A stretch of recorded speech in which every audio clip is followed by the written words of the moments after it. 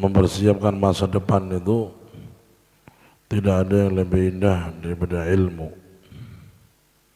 Karena al-ilm asyraful asya'. Segala sesuatu itu kemuliaannya adalah mengikuti ilmu. Wal ilmu asas wal amal tabi'. Al ilmu asas wal amal tabi'. Ilmu itu adalah pondasi dan amal atau karya atau perbuatan adalah tabi', pengikut. Nah,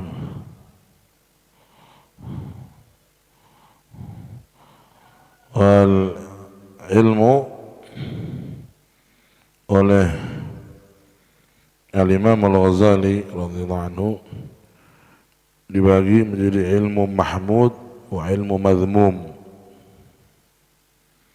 Ilmu mahmud, ilmu yang terpuji. Ilmu madhmum, ilmu yang tercela.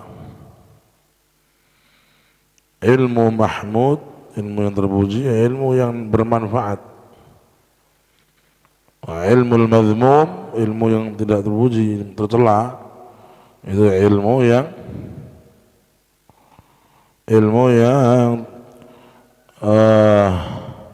tidak bermanfaat.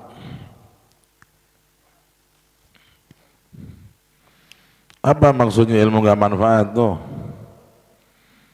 Ilmu nggak manfaat itu nggak diamalkan. Seperti orang punya duit, duitnya nggak bisa dipakai. Orang punya duit tapi nggak bisa pakai duit itu, jadi duitnya nggak manfaat. Sama ilmu, kalau pemilik ilmu aja nggak bisa memakainya, bagaimana orang lain?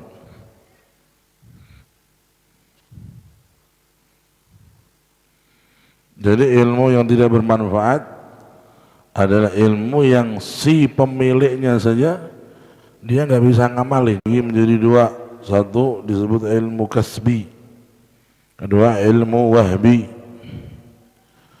Ilmu kasbi yaitu ilmu yang dihasilkan dari belajar, ngaji, nulis, mendengar, berdiskusi, menghafal. Nah, itu ilmu kasbi. Ilmu yang diraih dengan apa? Dengan usaha. Ya, dengan usaha. Ngaji, belajar, menghafal. Seperti kalian menghafal. Pumpung masih muda. Masih muda, gunakan kesempatan menghafal semuanya. Fahfadz fa kullu hafidhin imamu, kata penyair.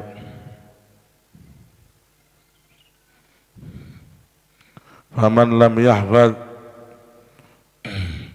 fala yasluh fihi imamu. Hafalkan, karena semua imam itu disebut imam karena dia menghafal. Tidak disebut imam Nawawi kecuali karena beliau hafid, menghafal. Tidak dikenal Al-Imam Al-Rafi'i kecuali karena beliau menghafal. Semua imam dalam ilmu itu disebut sebagai imam karena dia menghafal.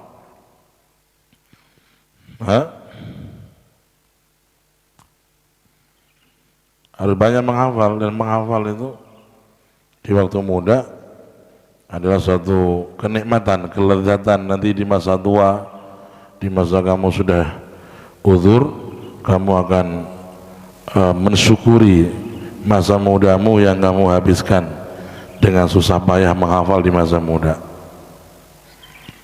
Seperti ada orang yang panen, dia senang berkeringat waktu dia bertani, itu dia hilang rasanya ketika dia panen, senang.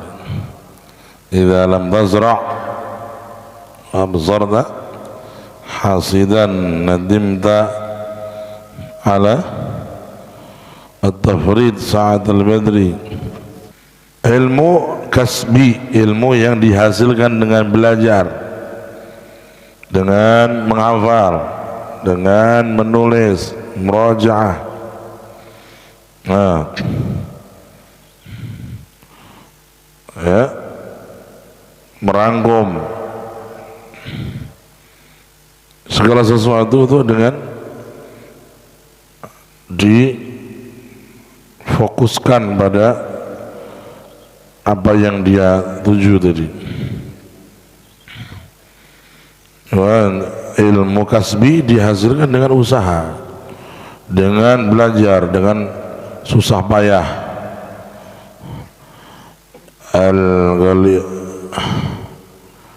Al-Imam Ahmad bin Hanbal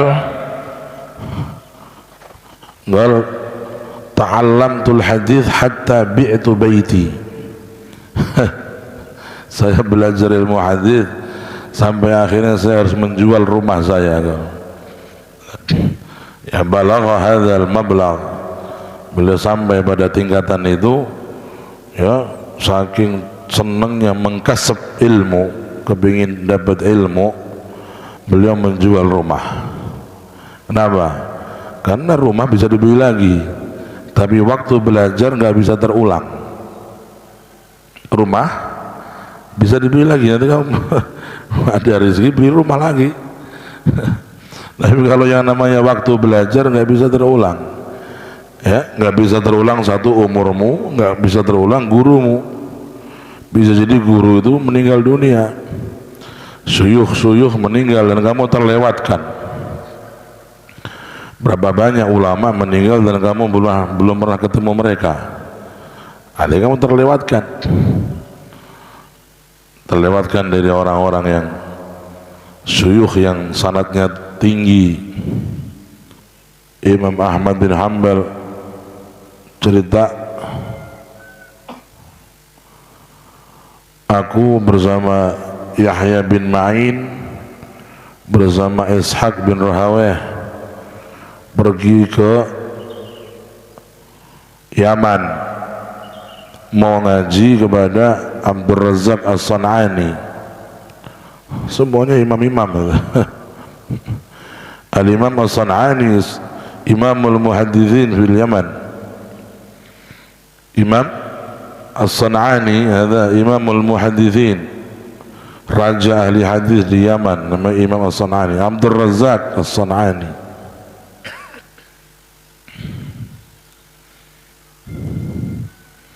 Saking hebatnya ilmunya As-San'ani, Imam Ahmad dari Baghdad kepingin ke Yaman. Kan berapa kilo itu? Baghdad Yaman 3,000 kilo, 3.000 kilo. Zaman dulu nggak ada maafi, la ta'irat wala gitarat wala sayyarat wala markubat wala mukayyafat wala mukayyafat. Mukayyafat. Naam.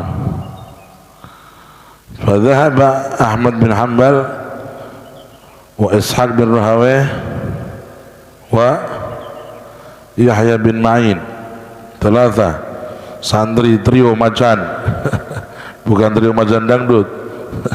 Trio macan ilmu dari Baghdad berangkat ke Yaman.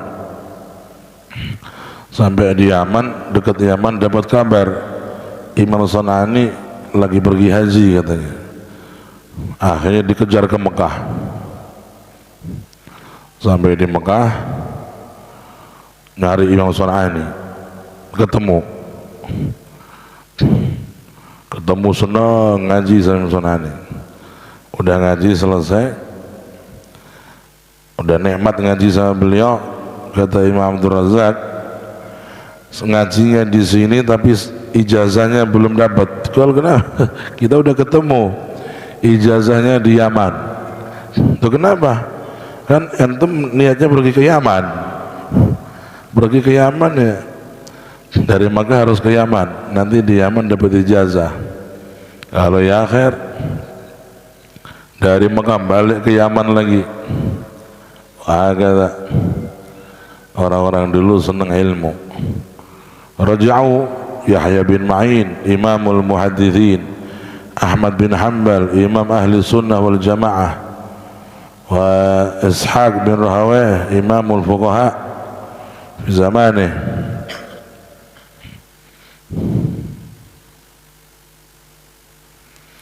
Hadza ilmu kasbi, ya, yang diraih oleh orang-orang besar, orang-orang hebat,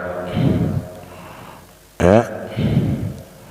Orang-orang Indonesia cari ilmu, kamu lihat itu Syekh Mahfud Termas, baca sejarah siapa itu Syekh Mahfud Termas, ya. Kalau Syekh Mahfud Termas itu beliau menjadi ulama Indonesia terhebat di dunia, bahkan lebih hebat daripada Imam Nawawi, Syekh Nawawi Banten. Syekh Nawawi Banten ulama lebih tua daripada Syekh Mahfud Termas. Syekh Nawawi Banten yani produktif. Syekh Nawawi Banten menulis sampai 115 karya ilmiah, mi'ah wa khamsata ashar, semua fakultas beliau tulis. Apa yang enggak ada karya Syekh Nawawi Banten? Al-hadith, usul hadith, nahu, saraf, fikih, mani badi bayan, usul hadith, usul fikih, semua kitab. Ini belum ada ulama Indonesia yang karya ilmiahnya sebanyak Syekh Nawawi Banten. 115, bahkan sebagian menemukan 125 karya Syekh Nawawi Banten. Itu Syekh Nawawi Banten apa tuh? Dari segi tahqiq masih kalah dengan Syekh Mahfud Termas. Dari segi banyaknya karya memang menang Syekh Nawawi Banten, tapi dari segi tahqiqul hadis Syekh Mahfud a'azam wa akram, lebih kuat dan lebih bagus di dalam mentahqiq hadis, di dalam mentahqiq hadis. Ada Syekh Nawawi kalah sama Syekh Mahfud Termazi. Syekh Mahfud Termas ke Mekah itu bukan dengan gampang zaman dulu, naik perahu berbulan-bulan. Itu diantar oleh ayah beliau namanya Syekh Abdullah At-Termazi. Syekh Abdullah Termazi, Kiai Termas, ya tak? Punya anak 3 jadi ulama besar semua.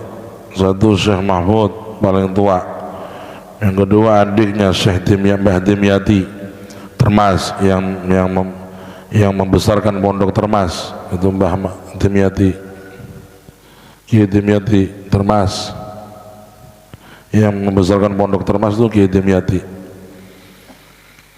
Dari tangan beliau lah muncul orang-orang besar, Kiai Hamid Pasuruan, Kiai Muslim Meranggen, Kiai Rabia Ali Ali Maksum,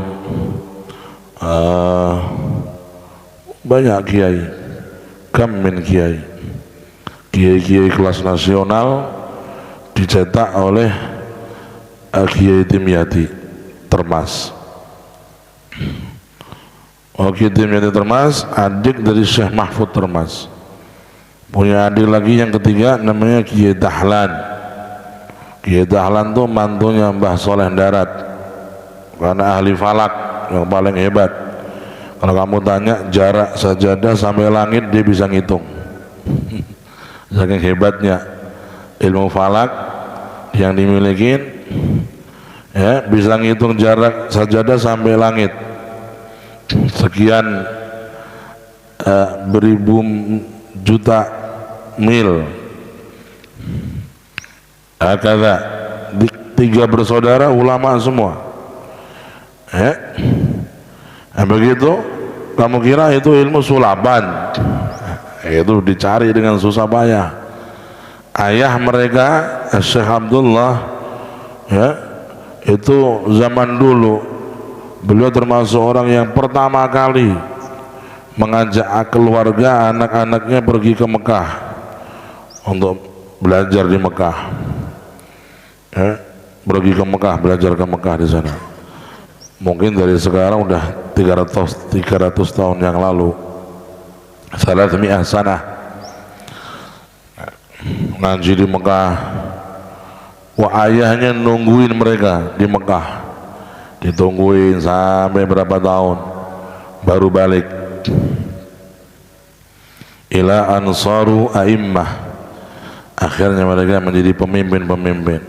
Wah, kata orang yang mau dapat barang mahal ya harus mau beli harus bisa bayar harganya. Wa man yatlabul hasna yamut kulla ghali wa man yakhtubul hasna yamuddu kulla ghali. Kalau kamu melamar perempuan semakin cantik, maka kamu harus siap semakin mahal apanya? Mas kawinnya. Istagfirullah ya Abdullah.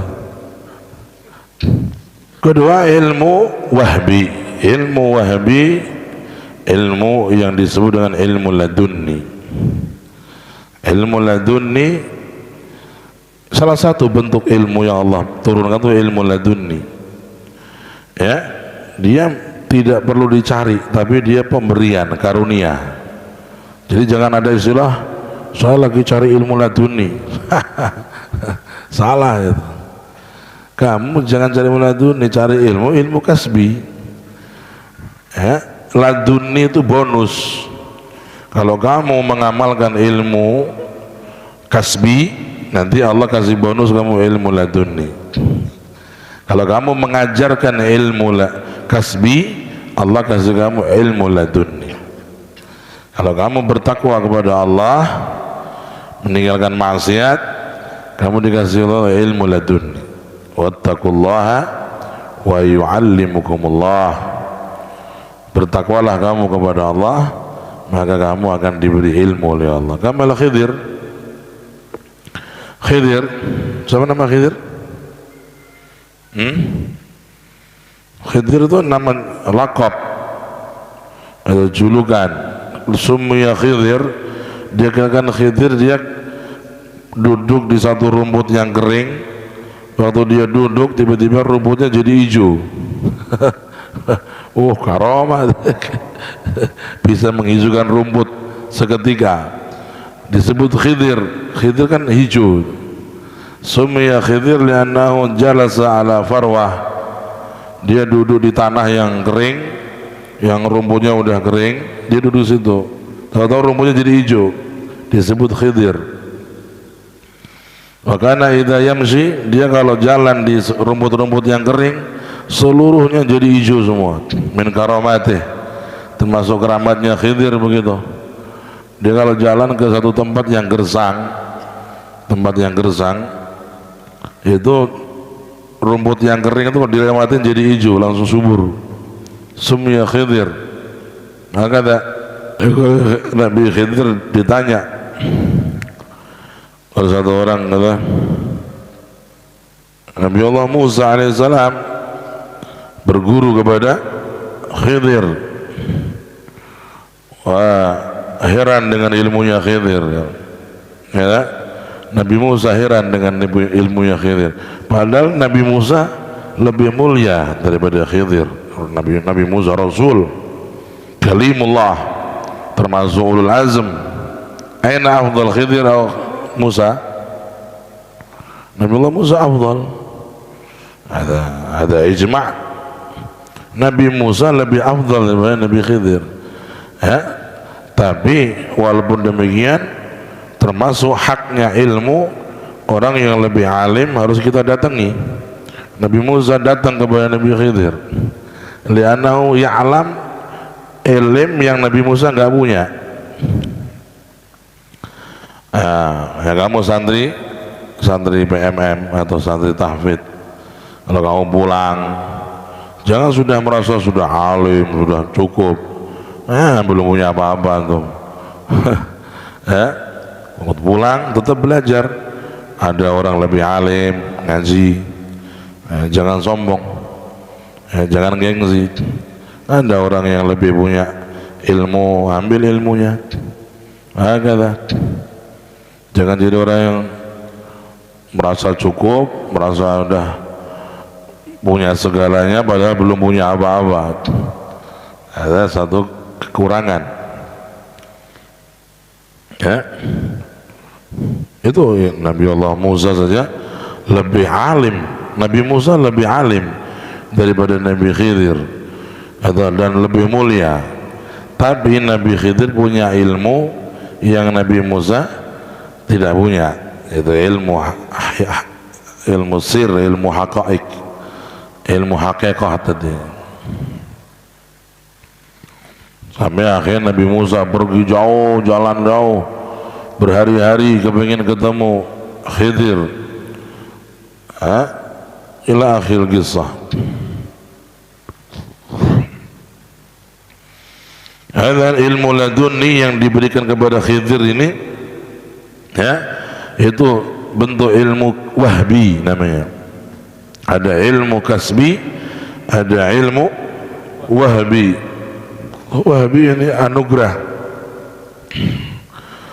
Ya, Allah mampu, tapi tidak semua dapat, jarang yang dapat gitu-gitu. Ya, jarang.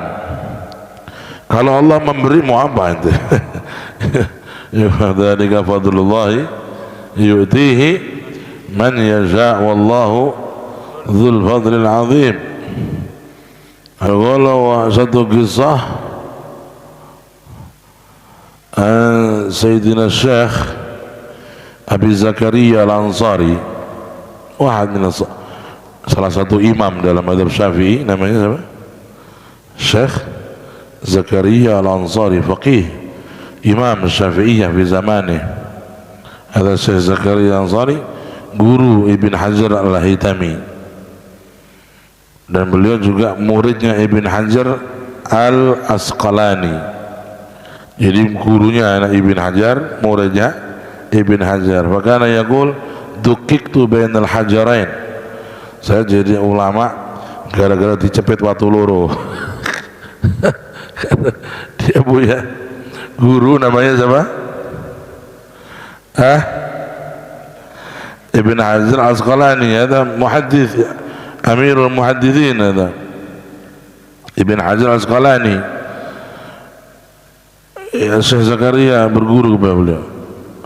Terus Syekh Zakaria punya murid Ibn Hajar Al-Haytami, Al-Mufti Al-Kabir, Al-Masyhur fi dunya, Ibn Hajar Al-Haytami. Maka Syekh Zakaria beliau bertahadduts nikmat Allah, saya jadi ulama gara-gara dicepit dua batu. Dukiktu bainal hajarain, saya menjadi orang yang teliti, menjadi orang yang alim, ya, hebat karena dua Ibn Hajar nih.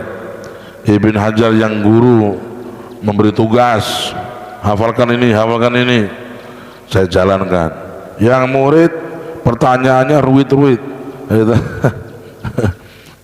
Ibn Hajar dari mulai muda ngaji sudah serius, yang ditanyakan tuh ilmu-ilmu yang kelas berat. Akhirnya gurunya banyak murojaah. Wah, ki santri situ lagi nggak boleh murojaah terus ki. Akhirnya gurunya ngalim guru-guru muridnya. Paling enak ngajar di sini, nggak ada orang tanya. Saya mas rasa murojaah gitu. Ya gitu. Jadi itu Ibn Syekh Zakaria radhiyallahu anhu, ya, beliau itu menjadi Syekhul Islam. Apa Syekhul Islam? Ini ulama paling hebat di Mesir, dan satu-satunya ulama yang makamnya paling dekat dengan makam Imam Syafi'i adalah Syekh Zakaria.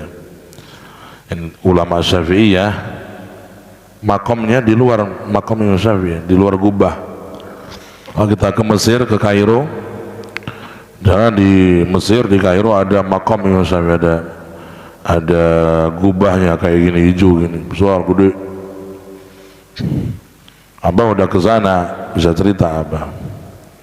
Itu di gubahnya Imam Syafi'i nggak ada makom lain kecuali makom beliau dan Syekh Zakaria. Saking hebatnya ilmu beliau sampai mendapatkan kemuliaan, dimakomkan di dalam gubahnya Al-Imam Syafi'i. Zakaria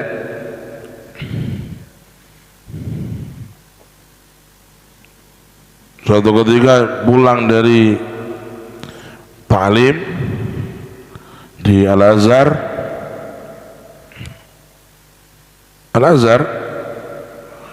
Al-Sharif, yaqulun Al-Azhar Al-Sharif. Al-Azhar Kairo itu dulu dibangun di zaman Fatimiyah. Fatimiyah itu pemerintahan Syiah, ya. Tapi karena Fatimiyahnya kemudian ambruk, alhamdulillah dikuasai oleh ahli sunnah dan dijadikan ahli sunnah. Jadi awal-awalnya itu rencananya mau dibikin sebuah lembaga Syiah Mu'tazilah, tapi Allah mentakdir dengan berkahnya ulama-ulama ahli sunnah di Mesir, Fatimiyah hancur di Mesir, dan kemudian muncul pemerintahan ahli sunnah, dan akhirnya Al-Azhar yang tadinya dicanangkan untuk menjadi lembaga Syiah Mu'tazilah dirubah menjadi lembaga Sunni ahli sunnah wal jamaah, ya, dan bahkan menjadi rujukan dunia, ya, termasuk di antara Syuyukhul Azhar yang zaman dulu hebat-hebat, Ibn Hajar, Syekh Zakaria, wal Imam Sya'rani, kullu wa ma ba'dahum ilalan. Ya, itu Al-Azhar memiliki aset-aset yang luar biasa, sampai kekayaan Al-Azhar itu sampai menjadikan mereka tidak butuh pemerintah, tidak butuh bantuan pemerintah. Ada wakaf-wakaf gedung, ada tanah, ada macam-macam mereka. Ini mandiri, kekayaan mereka luar biasa, dan bisa memberikan beasiswa ke seluruh dunia tiap tahun. Indonesia setiap tahun paling tidak 100 mahasiswa diterima oleh Al-Azhar dengan beasiswa total. Kata apa tadi? Syekh Zakaria tadi ada kisah tentang ilmu ladunni. Syekh Zakaria pulang dari ngajar di Al-Azhar, ketemu satu orang wali majdzub wali jadzab. Kalau ketemu wali jadzab jangan ingkar kamu, kayak Habib Ja'far itu Al-Kaf yang meninggal dunia itu, kuku itu kayak butuh cakil, itu rambut itu gondrong. Itu kamu jangan protes, tapi niru juga jangan. Niru nggak kelasnya, protes juga nggak pangkatnya kamu. Mereka sudah punya alam lain ilmunya itu. Kayak tadi Nabi Khidir itu bunuh orang, melobangi kapal, itu kan semuanya nggak masuk akal. Syariat nggak jalan di situ.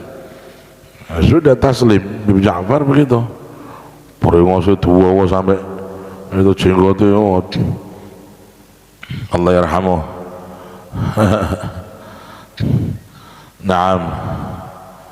Yaqul Syekh Zakaria ketemu wali jadzab, menghadang beliau tengah jalan, mengangkat botol. Syekh Zakaria kaget, botolnya botol khamr. Botolnya botol khamr. Tapi si syekhnya, si wali jadzab nggak ngomong kalau itu khamr, dia hanya ngangkat, tapi kelihatan botolnya botol khamr. Syekh Zakaria disodorin botol itu, Izrab, tahu nih wali jadzab. Syekh Zakaria mau nolak takut, diambil langsung beliau minum, tapi pakai hilah, pakai taktik. Minumnya berbalik badan, tapi nggak diminum, ditumpahin ke gamisnya. basah semua. Sampai selesai botolnya kembalikan sama si Jadab tadi. Wah, ketawa-ketawa tadi. Asyikh yasrab. Syekhul Islam, kata si Jadab ini. Wah, Syekhul Islam minum kata. Sambil ketawa ngekek jalan. Syekh Zakaria tahunya ini khamr, cepet-cepet pulang. Sampai di rumah ganti baju, ngambil khadamah.